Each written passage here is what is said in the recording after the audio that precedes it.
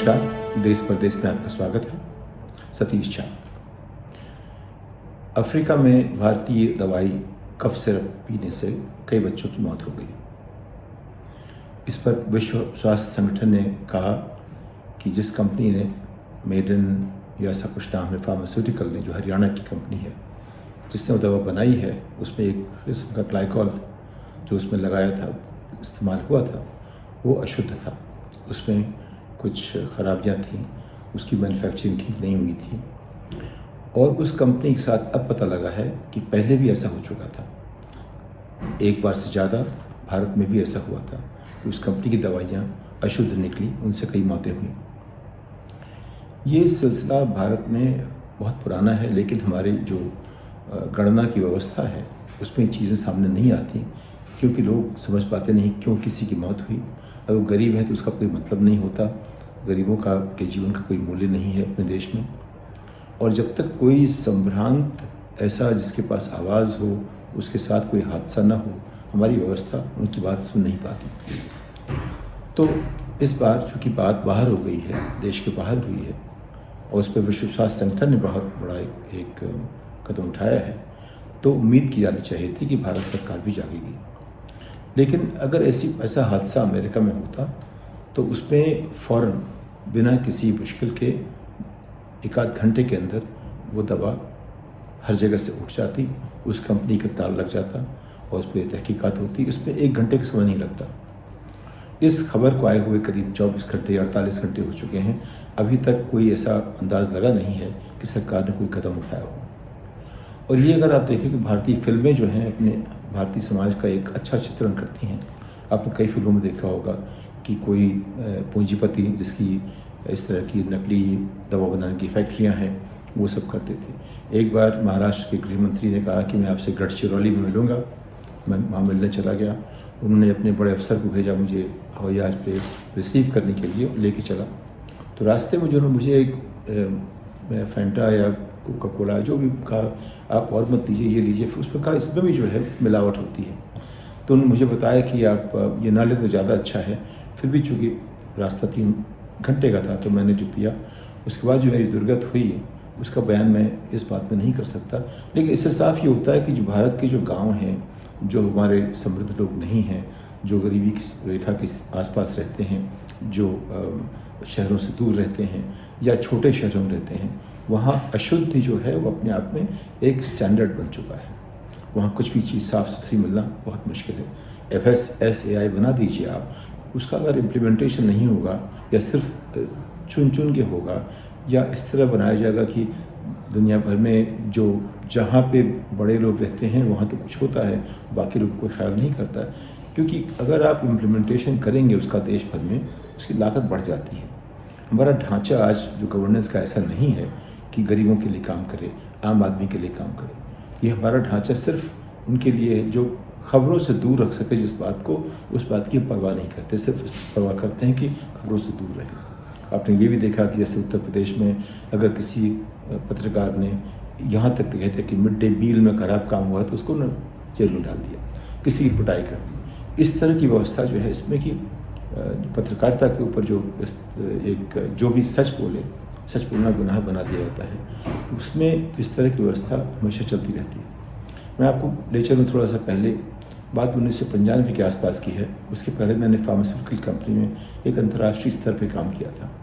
तो मैंने वहाँ देखा था, सीखा था इस बात को कि कैसे काम अच्छा करते हैं।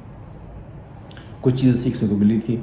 एक की जो 3 कंपनियाँ जो स्विट्जरलैंड में दवा की थीं, सीवा, सैंडोज और रोश, उनकी जो मार्केट में जो उनकी कीमत थी वो भारत की राष्ट्रीय आमदनी के बराबर थी। 3 कंपनियों की, जिनमें कुल 5 लाख लोग काम करते थे, उनकी राष्ट्रीय आमदनी, भारत तब 60 करोड़ लोगों का देश था, उसके बराबर थी।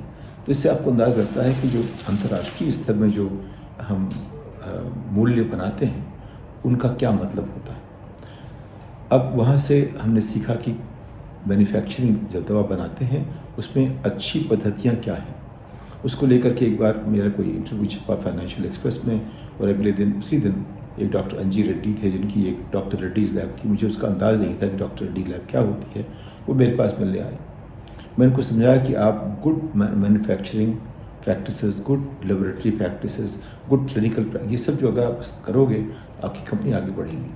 वो इतने काफ़ी उत्साहित थे, उन्होंने सब पे काम किया और अगले साल या 2 साल में उनकी कंपनी भारत की पहली कंपनी बनी जो नास्डैक में लिस्ट हुई देश से। और डॉक्टर रेड्डी लैब की काफ़ी प्रशंसा हुई, काफ़ी आगे बढ़ गए। उसका मैं काम, मैंने उस पर कोई दूसरी बार उसके बाद से कोई उसका विमोचन नहीं किया है, उसकी विवेचना नहीं की है। तो लेकिन ये हुआ कि जब उन्होंने अच्छा काम किया तो उसकी उनको एक उसका इनाम भी मिला। लेकिन सब लोग ऐसा नहीं करते। कुछ दिनों पहले हमारे एक डॉक्टर जो 5-6 साल पहले जिनकी रुचि आयुर्वेद में थी, उन्होंने भी कहा कि मेरी रुचि आयुर्वेद में ज़रूर है, लेकिन अगर ये चीज़ें बनती हैं भारत में तो उसमें मेरी आस्था नहीं। फिर उन्होंने बताया कि कैसे कुछ लोगों ने जो आयुर्वेद की चीज़ें ली, उनके परिचित थे, उनको उनकी मृत्यु हो गई इस बात को लेकर के उन्होंने ऐसी दवाइयाँ खा ली जिनमें अशुद्धियाँ थीं। तो अशुद्धियों को लेके जो हमारे यहाँ एक मृत्यु हो जाती है या लोगों का जीवन मुश्किल हो जाता है, उसकी कोई हम लोग परवाह नहीं करते। उसको जांचने का कोई तरीका हमारे पास नहीं है।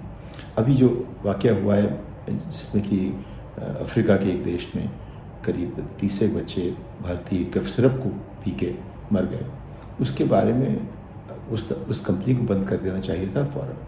हमारे नियम ऐसे हैं कि जो लोग पैसे वाले हैं, जिनके ऊपर FIR नहीं हो सकता क्योंकि जो लोकल पुलिस थाना है वो कॉम्प्रोमाइज़ रहता है, और पूरी जो राजनीतिक व्यवस्था है वो अपने आप में कॉम्प्रोमाइज़ रहती है क्योंकि उनके पास पैसा होता है, सबको पैसा देते हैं, उनके साथ लोग अलग तरह से पेश आते हैं आमतौर पर।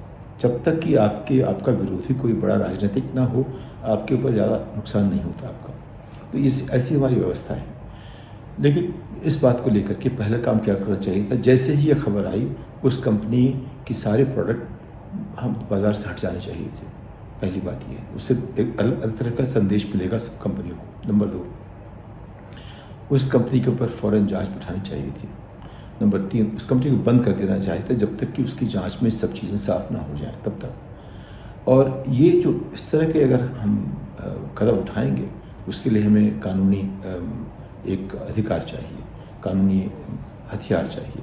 वो सब हमारे पास अभी नहीं है क्योंकि हमारे जितने भी नियम कानून बने हैं या तो वो ब्रिटिश राज के पहले थे जो ठीक ठाक थे, जो हम बनाते रहे हैं तो हम नकल करते हैं। और इसकी मैं इसका भुक्तभोगी नहीं, मैंने देखा भी जब IT एक्ट वगैरह बन रहा था तो किसी अफसर ने जो मलेशिया या सिंगापुर के जो IT जो कानून थे उनकी पूरी की पूरी नकल कर डाली। तो हम लोगों ने निकाले, पैराग्राफ्स निकाले, दिखाए कि नकल हुई है। प्रमोद महाजन मंत्री थे जो कि उनसे मंत्री थे, उन्होंने कहा, लेकिन बात जो है आई गई हो गई, उस पर किसी को कोई पेनल्टी वगैरह नहीं लगी। हम लोग इनको गंभीरता से लेते ही नहीं थे। तो यानी कि हमारी जो संस्कृति है उसमें एक स्टैंडर्ड की बात अभी तक हम कर नहीं पाते। जो भी काम करें एक स्तर तक नहीं हो तो वो ना करें, उसको लाने के लिए जो भी ज़रूरत होता है वो करें। मुझे आता है, मैं जब शुरुआत कर रहा था अपने प्रोफेशनल करियर की, एक साहब थे प्रकाश टंडन, वो हिंदुस्तान लीवर के पहले भारतीय चेयरमैन हुआ करते थे।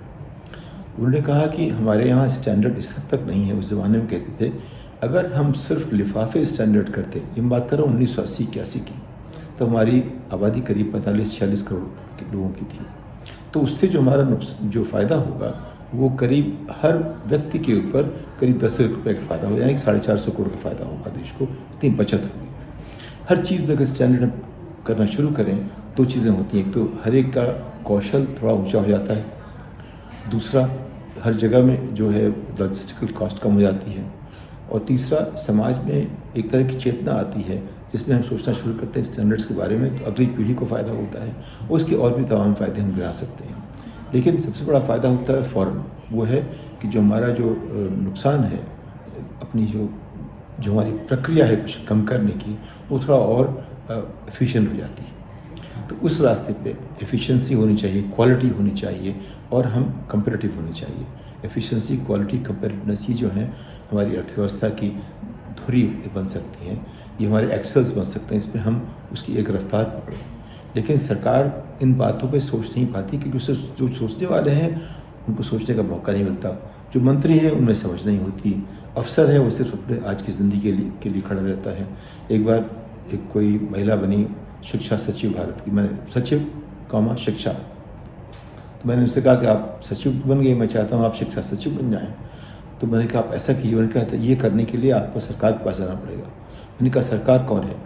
कहता मैं सरकार नहीं हूँ। मैंने कहा मैं तो सबसे सेक्रेटरी सरकार होता है। मैंने कहा ऐसा नहीं है। कौन है सरकार? तो वो सिर्फ गवर्नमेंट जो है उन्होंने बताया प्राइम मिनिस्टर होता है या कैबिनेट। तो सरकार जो है वो है जो कि चुन के आते हैं, सरकार वो है जो कि कैबिनेट बनाते हैं। तो जी सारी का सारा जो आरोप है, आक्षेप जो है उनके ऊपर जाना पड़ेगा, क्योंकि वो दिशा निर्देश देते हैं कि हम कैसे आगे बढ़ें। अगर वो अफसरों से कहेंगे ठीक से काम करो तो ठीक से काम करेंगे। उसके लिए एक माहौल बनाना पड़ेगा कि अफसर जो ठीक से काम करते हैं उनको बढ़ावा दिया जाए, जो ठीक से काम नहीं करते हैं उनके साथ इस तरह से आप कुछ प्रक्रिया बनाइए कि उनको प्रोत्साहन मिले अच्छा काम करने का। तो जब तक ऐसा नहीं होगा तब तक ये जो कुरीतियाँ हैं, जो अशुद्धियाँ दवाई बनाने में हैं, जो तरह तरह की जो स्टैंडर्ड्स से अलग जो आते होती हैं देश में हर स्तर पे, चाहे सड़क हो, चाहे पानी हो, चाहे स्वच्छता हो, जो भी हो, उनमें हमारी जो सोचने की शक्ति है वो कहीं कुछ कुंद हो गई है। हमें इस पे देखना पड़ेगा अगर हम आगे बढ़ना चाहते हैं। सिर्फ दावा करने से कि हम चौथे इंडस्ट्रियल रेवोल्यूशन के लिए तैयार हैं, हम तैयार नहीं हो जाते। हम अभी पहले के लिए तैयार नहीं हैं। प्रधानमंत्री भले कितना चौथे की बात करते रहे, आज भारत पहले इंडस्ट्रियल रेवोल्यूशन को भी सब नागरिकों तक ले जाने के लिए तैयार नहीं है। हमें सोचना पड़ेगा कि हम कैसे करें, क्योंकि हमें क्षमता, हमें पोटेंशियल है, हमें क्षमता है, लेकिन हमारे पास लीडरशिप नहीं है जो हमको वहाँ तक ले जा सके।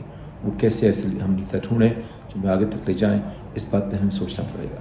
इस बात के साथ अगली पायदान तक बिता लेता हूँ। नमस्कार।